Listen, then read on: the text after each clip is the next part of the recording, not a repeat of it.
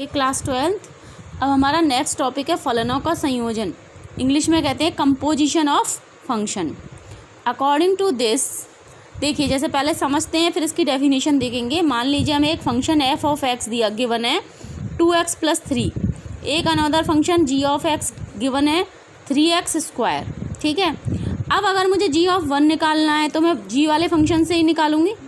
जी of 1 का मतलब क्या हुआ, यहाँ x की जगह 1 आ गया तो मैं राइट हैंड साइड में भी x की जगह 1 लिख दूंगी, तो ये 1 का स्क्वायर हो जाएगा तो इसकी वैल्यू 3 आ जाएगी। ठीक है, अगर मुझे जी ऑफ p निकालना है तो यहाँ x की जगह p हो गया तो ये 3p² हो जाएगा। जी ऑफ m निकालना है तो ये 3m² हो जाएगा। ओके स्टूडेंट्स, तो इस तरीके से यहाँ पर जो भी x की वैल्यू इंसर्ट करनी होगी उसके अकॉर्डिंग वैल्यू आएगी। लेकिन अब अगर मैं जी ऑफ एफ ऑफ एक्स निकालना है, मुझे क्या निकालना है, G of F of X, तो क्या होगा, x की जगह क्या लिखूंगी मैं, एफ ऑफ एक्स। क्या लिखूंगी, एफ ऑफ एक्स, तो हमारी वैल्यू हो जाएगी 3 × एफ ऑफ एक्स का होल स्क्वायर। अब यहाँ एफ ऑफ एक्स की वैल्यू हमें गिवन है ऊपर, तो एफ ऑफ एक्स की वैल्यू यहाँ हम पुट कर देंगे 2x + 3। इसके होल स्क्वायर को ओपन करेंगे, होल स्क्वायर वाले फॉर्मूले से a² + b² + 2ab। 2x का स्क्वायर 4x², 3 का स्क्वायर 9 और 2ab हो जाएगा आपका 12x। तो ये हमारा जो जी ऑफ एफ ऑफ एक्स है इसी को हम क्या बोलते हैं, गॉफ। क्या बोलते हैं, गॉफ। 12x² + 27 + 36x। जैसा कि मैंने आपको पहले भी बताया था कि फंक्शन एक प्रकार का रिलेशन ही होता है, ऐसा रिलेशन जो कुछ कंडीशंस को फॉलो करता है। फंक्शन की डेफिनेशन में ये चीज़ हमने पढ़ी थी। अब फॉक का मतलब क्या है, F of G of X. Gof का मतलब क्या है, G of F of X, और फॉक का मतलब क्या है, F of G of X. तो हमारे पास एफ ऑफ एक्स की वैल्यू क्या है, 2x + 3। ठीक है, अब आपको F of G of X निकालना है तो आप जी ऑफ एक्स की वैल्यू क्या है, जी ऑफ एक्स की वैल्यू है 3x²। तो यहाँ हम जी ऑफ एक्स की जगह क्या पुट कर देंगे, 3x²। तो ये फंक्शन हमारा आ गया 6x² + 3। तो ये जो नया फंक्शन आया है, इस नए फंक्शन को हम क्या बोलेंगे, फॉग। क्या बोलेंगे, फॉग। इस तरीके से हम f का g में संयोजन, g का f में संयोजन भी कर सकते हैं, फॉफ भी निकाल सकते हैं यानी कि f ऑफ x। गॉग भी निकाल सकते हैं यानी कि g ऑफ x। ठीक है, थोड़ा सा समझ में आया होगा। जैसे जैसे हम क्वेश्चंस करेंगे चीज़ें क्लियर होती जाएंगी।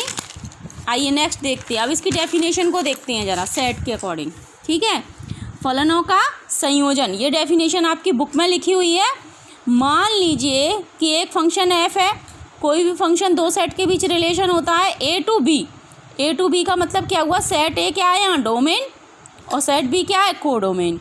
एक दूसरा सेट है g, एक दूसरा फंक्शन है g जो जिसका b to c, यानी इसका डोमेन b है और कोडोमेन c है।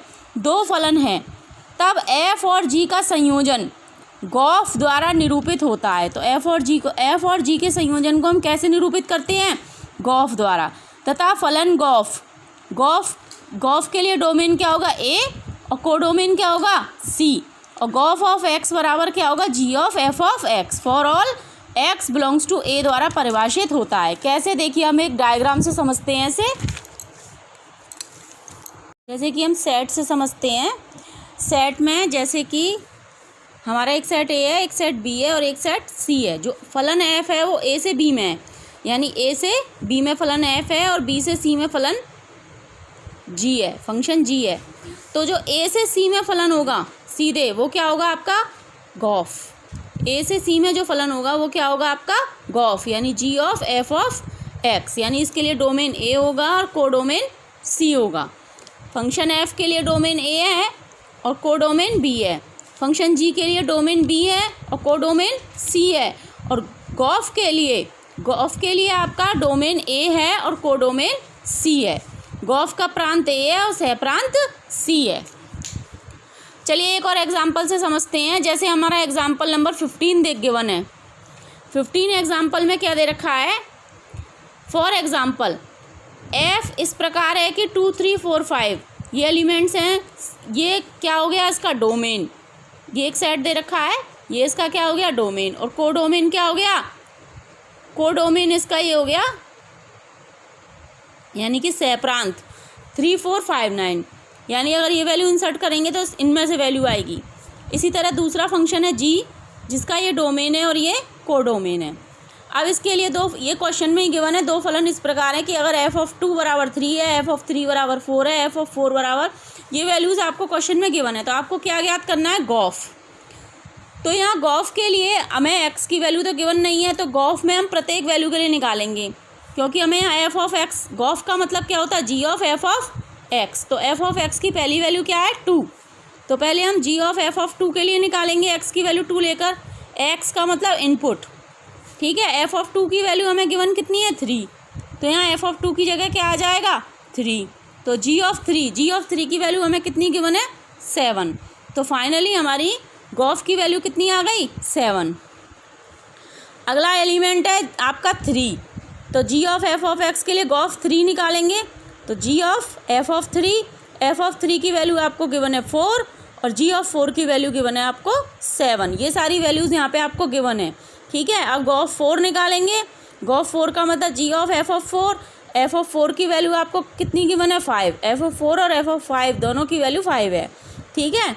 तो g(5) कितना हो जाएगा, 11, क्योंकि g(5) और g(9) दोनों की वैल्यू कितनी है, 11। इस तरीके से हम ये सारी 2 3 4 5 इन सब के लिए गॉफ की वैल्यूज़ निकाल लेंगे। तो ये क्वेश्चन कंप्लीट हो गया।